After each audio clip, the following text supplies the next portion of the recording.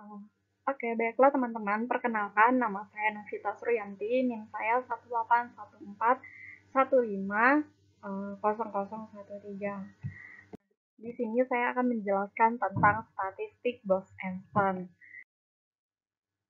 Nah, yang akan saya bahas dari statistik Bose-Einstein ini, yang pertama itu sifat dasar dari boson, yang kedua konfigurasi boson, yang ketiga konfigurasi maksimum, dan yang terakhir itu yang keempat parameter alfa untuk foton dan fonon.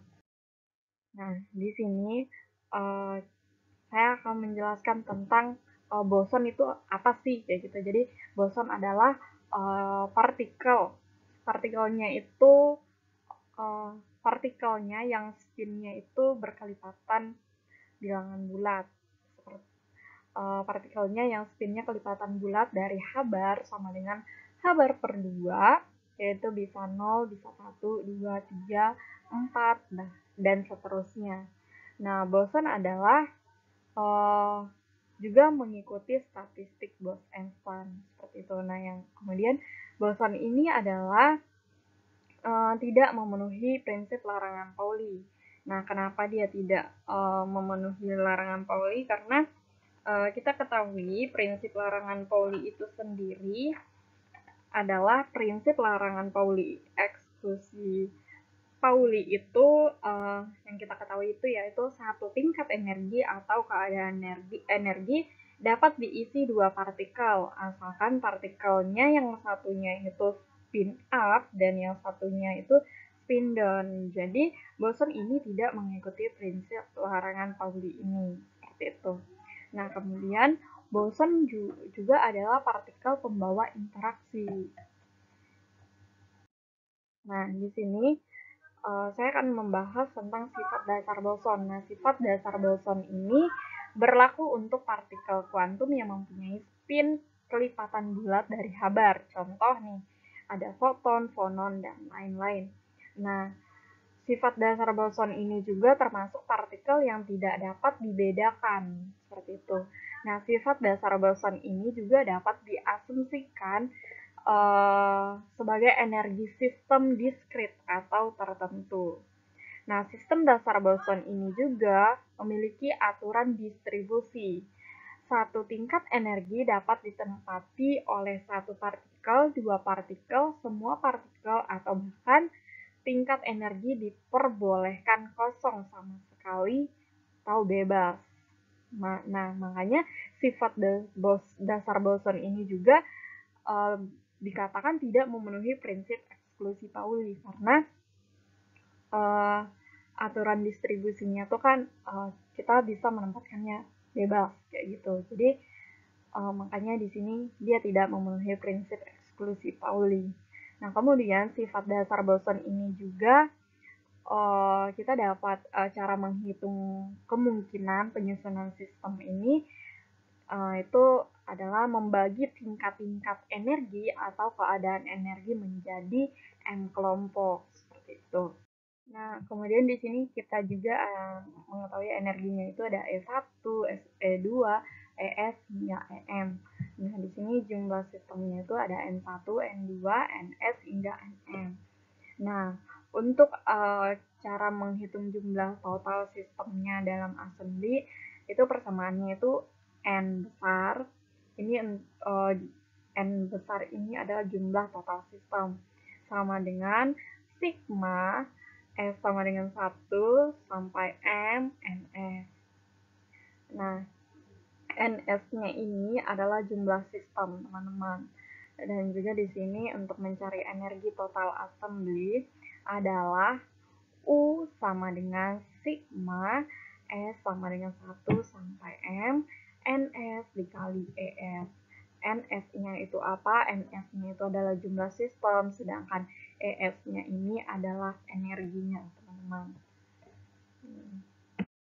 Oke, baiklah teman-teman. Di sini kita perhatikan ada gambar satu, yaitu tingkat energi atau keadaan energi sistem boson. Nah, gambar dari tingkat energi atau tingkat keadaan energi ini bisa kita lihatkan di sini ada E1 sampai EM. Di sini kita Kemudian kita bagi nih menjadi beberapa kelompok. Nah, ini kita sudah bagi menjadi beberapa kelompok nih teman-teman. Nah, di sini ada E1 hingga EN. Nah, di sini uh, kelompok yang pertama itu, ini kelompok yang pertama, nih untuk E1 ini kita lihat tingkat energinya ada berapa nih di kelompok 1. Nah, di sini kita hitung, ini tingkat energinya ya teman-teman, yang garis-garis merah ini. Nih, 1, 2, 3, 4, 5, 6, 7. Jadi, di kelompok 1 ini, dia memiliki tingkat energi sebanyak 7. Seperti itu, teman-teman. Ini gambar kedua ini pengelompokan tingkat energi. Baiklah teman-teman, berikutnya saya akan menjelaskan tentang konfigurasi boson. Nah, konfigurasi boson ini dimulai dengan menurunkan statistik untuk boson. Nah, statistik ini dinamakan statistik Bose-Einstein agar dapat menentukan fungsi distribusi Bose-Einstein. Kita terlebih dahulu harus menentukan konfigurasi dengan probabilitas paling besar. Nah, konfigurasi ini memiliki probabilitas yang jauh lebih besar daripada konfigurasi-konfigurasi lainnya. Sehingga hampir seluruh waktu sistem boson ini membentuk konfigurasi tersebut. Nah, sifat rata-rata dari assembly dapat dianggap sama dengan sifat pada konfigurasi maksimum tersebut. Oke, baiklah, di sini teman-teman saya akan menjelaskan tentang gambar ataupun penyusunan partikel yang ada di sini teman-teman, yang ada gambar orang dan juga kursi. Nah, di sini jumlah total kursi itu disimbolkan dengan G1. Nah, itu jumlah total kursi ya teman-teman, atau G1 ini jumlah keadaan. Nah, jumlah kursi yang dapat dipertukarkan adalah G1 kurang 1, karena salah satu kursi harus tetap di ujung bawah, seperti itu. Nah, jumlah orang adalah N1 nih teman-teman. Jumlah orang yang ada di kursi ini yaitu N1. Nah, di sini jumlah benda itu kursi plus orangnya yang dapat dipertukarkan adalah G1 dikurang 1 ditambah N1. Nah, jumlah cara penyusunan benda yang dilakukan adalah G1 ditambah N1 dikurang 1 faktorial. Nah, sistem boson juga tidak dapat dibedakan satu dengan yang lainnya, sehingga pertukaran sesama orang dan sesama kursi tidak menghasilkan penyusunan yang berbeda. Dan kemudian, jadi jumlah cara penyusunan ini G1 ditambah N1 dikurang 1 faktorial harus dibagi dengan jumlah pertukaran kursi G1 faktorial dan jumlah pertukaran orang sebanyak N1 faktorial. Nah, sehingga jumlah cara penyusunan N1 boson ke dalam G1 keadaan energi pada kelompok 1 adalah G1 ditambah N1 dikurang 1 faktorial dibagi N1 faktorial G1 faktorial. Nah, di sini hal yang sama juga nih teman-teman berlaku untuk kelompok yang kedua, ketiga, dan seterusnya. Sehingga jumlah total cara penyusunan sistem-sistem dalam keadaan energi assembly boson adalah, kita bisa tuliskan dengan persamaan ini teman-teman, yaitu G1 ditambah N1 dikurang 1 faktorial dibagi N1 faktorial dikali G1 faktorial dikali G2 ditambah N2 dikurang 1 faktorial dibagi N2 faktorial dikali G2 faktorial dikali hingga dikali Gm ditambah Nm dikurang 1 faktorial dibagi Nm faktorial dikali Gm faktorial sama dengan Ps sama dengan 1 sampai M Gs ditambah Ns dikurang 1 faktorial dibagi Ns faktorial dikali Gs faktorial. Nah, bisa juga kita tuliskan dengan W sama dengan Pi, S sama dengan 1 sampai M, GS ditambah NS dikurang 1 faktorial dibagi NS faktorial dikali GS faktorial. Nah, di sini saya akan membahas lagi tentang konfigurasi maksimum. Nah, konfigurasi maksimum ini konfigurasi dengan probabilitas maksimum. Nah, tujuannya ini apa? Tujuannya ini untuk mencari konfigurasi dengan probabilitas paling maksimum. Kenapa kita mencari konfigurasi dengan probabilitas paling maksimum? Karena konfigurasi yang dibentuk oleh sistem-sistem dalam assembly boson yang menghasilkan besaran makroskopik adalah konfigurasi dengan probabilitas maksimum tersebut. Nah, di sini assembly boson yang terisolasi di mana tidak terjadi pertukaran partikel dan energi antara assembly dengan lingkungan. Yang pertama, tidak ada perubahan jumlah sistem atau n konstan, yaitu delta n sama dengan sigma S sama dengan 1 sampai M, delta ns sama dengan 0. Yang kedua, tidak ada perubahan energi atau energi. U konstan. Jadi, persamaannya itu delta U sama dengan sigma S sama dengan 1 sampai M, ES dikali delta NS sama dengan 0. Caranya, yang pertama itu mencari kumpulan NS-nya, sedemikian rupa sehingga W-nya itu maksimum. Nah, yang kedua, cara memaksimalkan W dengan memaksimalkan ln W.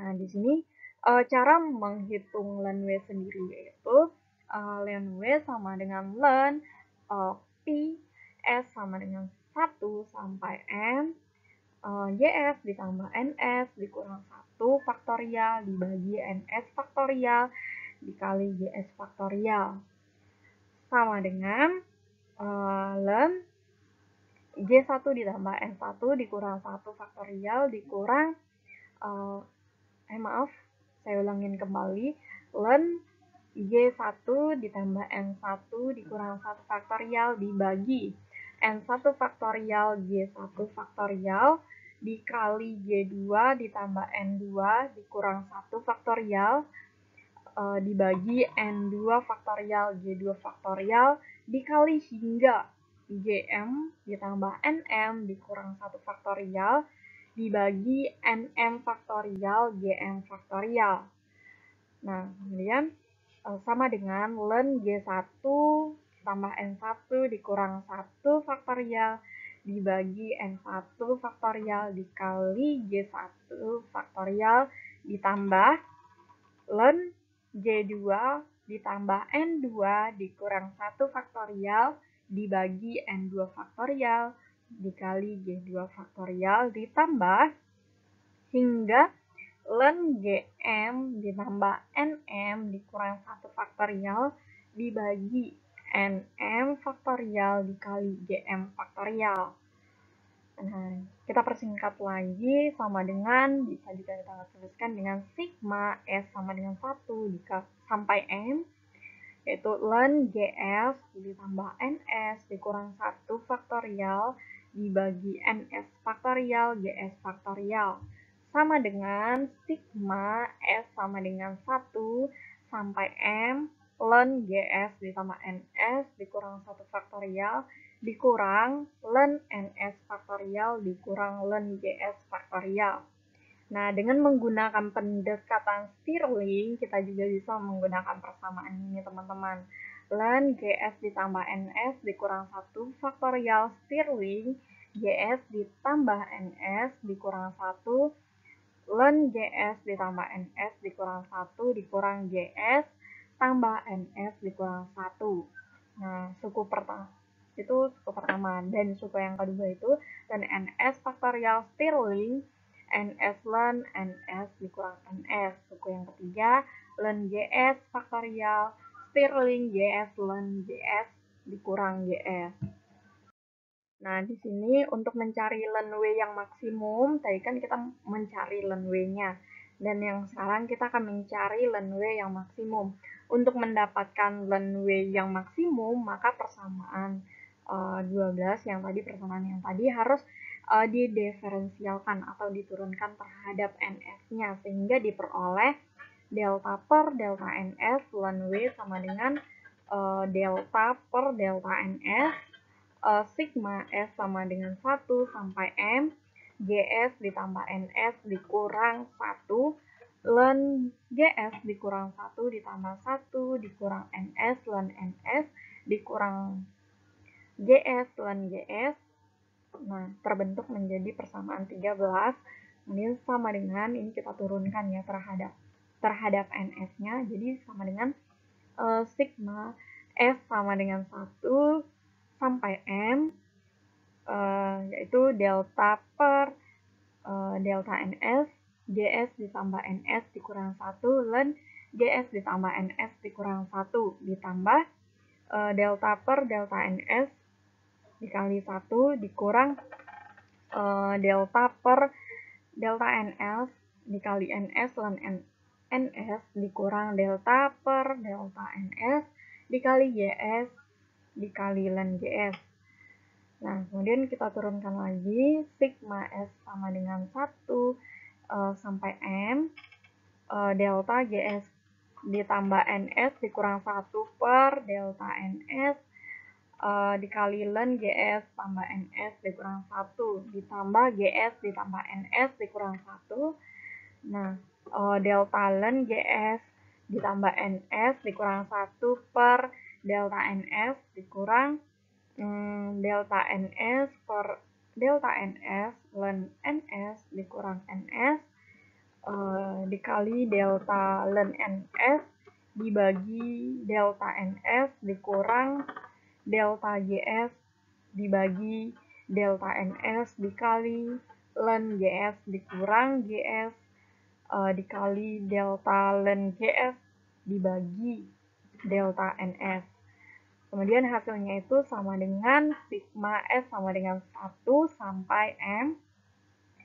1 Len GS ditambah NS dikurang 1. 1 per GS ditambah NS dikurang 1. Dikurang 1 Len NS dikurang 1 per NS dikurang 0. Oke.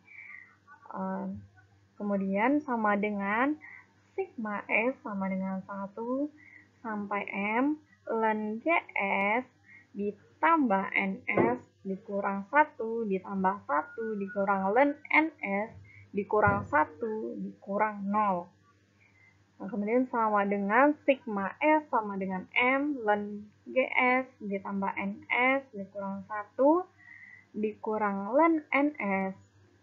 Nah, sama dengan sigma S sama dengan 1 sampai M, Len GS ditambah NS dikurang 1 per NS.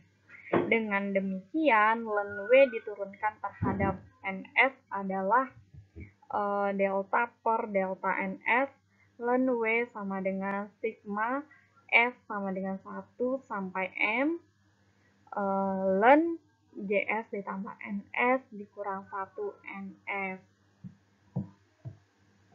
Oke, baiklah teman-teman.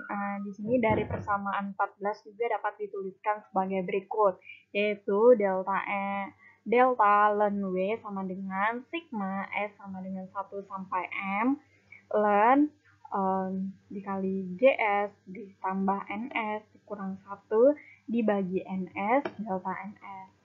Nah, ini diasumsikan bahwa jumlah partikel NS ini sangat lebih besar dari 1 dan jumlah keadaan GS-nya juga sangat lebih besar dari 1, sehingga persamaan 15 dapat dituliskan sebagai berikut teman-teman, yaitu delta Len W sama dengan sigma S sama dengan 1 sampai M. Len GS ditambah NS per NS dikali delta NS. Nah, selanjutnya karena assembly yang ditinjau berupa assembly terisolasi, maka syarat batasnya adalah energi dan jumlah partikel dalam assembly harus konstan. Nah, ini penggabungan persamaan dari persamaan yang sebelum-sebelumnya itu, yaitu persamaan 6, 7, dan 16 dapat dilakukan dengan menggunakan pengaliran terang, yaitu delta ln W ditambah alpha delta N ditambah beta delta U sama dengan 0. Nah, kita substitusikan persamaan 6, 7, dan 16 ke dalam persamaan 17, teman-teman. Sehingga terbentuklah persamaan sebagai berikut, yaitu sigma S sama dengan 1 sampai M ln GS ditambah NS dibagi NS dikali delta NS ditambah alpha sigma S sama dengan 1 sampai M delta NS ditambah beta sigma S sama dengan 1 sampai M ES dikali delta NS sama dengan 0. Nah, kita bisa tuliskan yaitu sigma S sama dengan 1 sampai M ln GS ditambah NS per NS ditambah alpha ditambah beta ES dikali delta NS sama dengan 0. Dan kemudian dari persamaan 18 yang tadi harus sama dengan 0 untuk semua nilai delta NS-nya.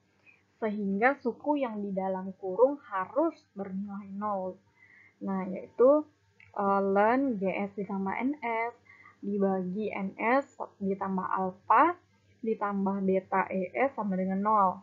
Ln GS ditambah NS per NS sama dengan negatif alpha dikurang beta ES terus E atau eksponensial di pangkat ln GS ditambah NS dibagi NS sama dengan E negatif alpha dikurang beta ES.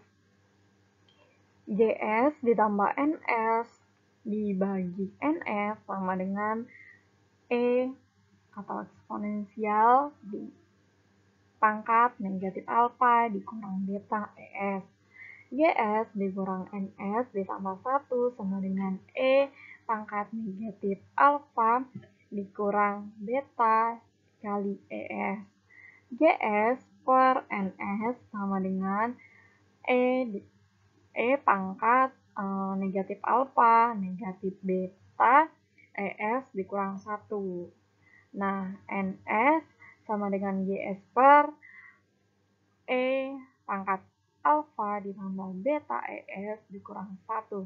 Dengan demikian, ln W bernilai maksimum jika nilai NS-nya adalah NS sama dengan GS per E pangkat alpha ditambah beta dikali ES dikurang 1. Jadi, konfigurasi yang mempunyai probabilitas paling maksimum adalah yang jumlah sistem tiap kelompok memenuhi persamaan 19, teman-teman. Oke, baiklah teman-teman, saya akan melanjutkan kembali. Nah, di sini saya yang terakhir pembahasan saya yaitu adalah parameter alfa untuk foton. Nah, di sini masih ingat persamaan radiasi benda hitam bukan? Nah, tentunya masih ingat kan teman-teman. Nah, benda hitam di sini bukan benda yang berwarna hitam, tetapi benda yang mempunyai sifat seperti warna hitam, yaitu benda yang dapat menyerap gelombang elektromagnetik secara sempurna, teman-teman. Jadi contoh benda hitam itu lubang pada sebuah kotak. Nanti saya tuh. Jadi kenapa lubang yang ada pada sebuah kotak itu disebut sebagai benda hitam? Karena lubang ini bisa menyerap radiasi gelombang elektromagnetik secara sempurna. Jadi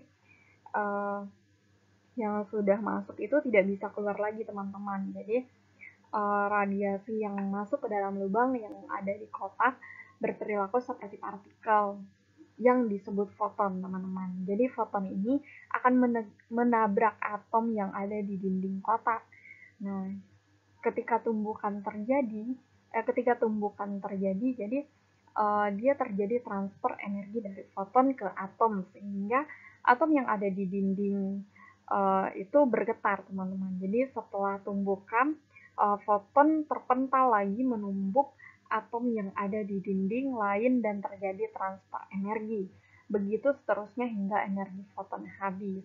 Nah, inilah yang dimaksud dengan benda hitam sebagai penyerap sempurna, karena ketika radiasi elektromagnetik masuk ke dalam kotak sudah tidak bisa keluar lagi. Foton ini diserap di dinding seperti itu, teman-teman. Nah, kemudian ketika foton menabrak atom, ada dua kemungkinan yang terjadi nih. Jika foton mengenai elektron pada kulit terluar, maka terjadi efek kuantum. Nah, jika foton mengenai elektron pada kulit terdalam, maka terjadi efek fotolistrik. Nah, dapat efek fotolistrik ini kekosongan elektron pada kulit terdalam akan diisi oleh elektron yang berada di kulit luarnya dengan memancarkan foton. Nah, konsep modernnya itu Planck menguraikan ide ini, sebuah atom yang bergetar hanya dapat menyerap atau memancarkan energi kembali dalam bentuk buntelan-buntelan energi atau kuantum. Seperti itu, teman-teman. Istilahnya sekarang kita kenal sebagai foton. Jadi ini menjadi cikal bakal teori kuantum. Jadi awalnya eksperimen radiasi benda hitam itu kan menjelaskan menggunakan teori klasik yang namanya radiasi gelombang elektromagnetik itu berperilaku seperti gelombang. Ternyata ketika kita gunakan konsep klasik, yaitu menggunakan penjelasan bahwa gelombang elektromagnetik, bahwa radiasi gelombang magnetik itu sebagai gelombang, ternyata tidak bisa menjelaskan tentang eksperimen radiasi benda hitam ini.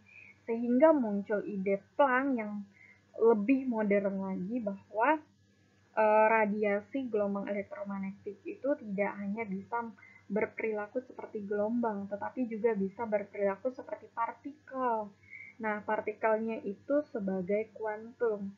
Jadi, atom yang bergetar itu dapat menyerap atau memancarkan energi dalam bentuk buntelan-buntelan energi.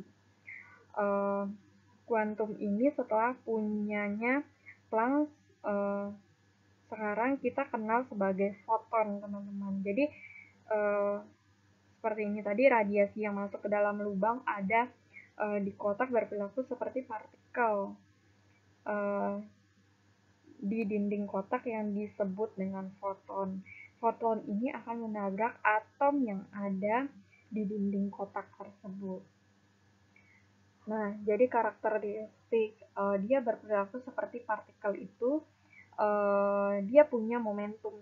Jadi misalnya dia nabrak suatu dinding, dia akan terpental. Itu adalah terjadinya momentum di situ, teman-teman. Jadi karakteristik dari sifat partikel, kalau misalnya dia berperilaku sebagai gelombang, tidak mungkin dia bisa terpental, karena tidak mungkin gelombang bisa terpental. Jadi di sini kesannya kita memperlakukan radiasi gelombang elektromagnetik itu seperti partikel. Maka ketika masuk ke dalam lubang, dia menabrak dinding yang ada di dalam kotak. Seperti itu, teman-teman. Nah, kemudian disimpulkan bahwa foton juga dapat diproduksi dan dapat diserap. Artinya jumlah foton itu berubah-ubah, tidak konstan, seperti itu. Jadi sehingga jika kita menganalisa assembly foton, maka syarat batas berupa jumlah partikel konstan sudah tidak berlaku lagi, gitu. Jadi persamaannya itu delta n sama dengan sigma S sama dengan 1 sampai m, delta ns tidak sama dengan 0. Sehingga dalam metode pengali Lagrange, kita tidak perlu memperkenalkan statistik alfa sama dengan 0, karena jumlah partikel tidak konstan. Dengan demikian, ln W bernilai maksimum jika nilai ns-nya adalah ns sama dengan gs per E pangkat beta ES dikurang 1. Jadi konfigurasi yang mempunyai probabilitas paling maksimum adalah yang jumlah sistem tiap kelompok memenuhi persamaan 21, yaitu NS sama dengan GS per E pangkat beta ES dikurang 1. Nah, seperti itu teman-teman. Oke, baik. Mungkin sampai di sini presentasi ataupun pembahasan yang bisa saya jelaskan kepada teman-teman. Semoga bermanfaat. Saya ucapkan terima kasih.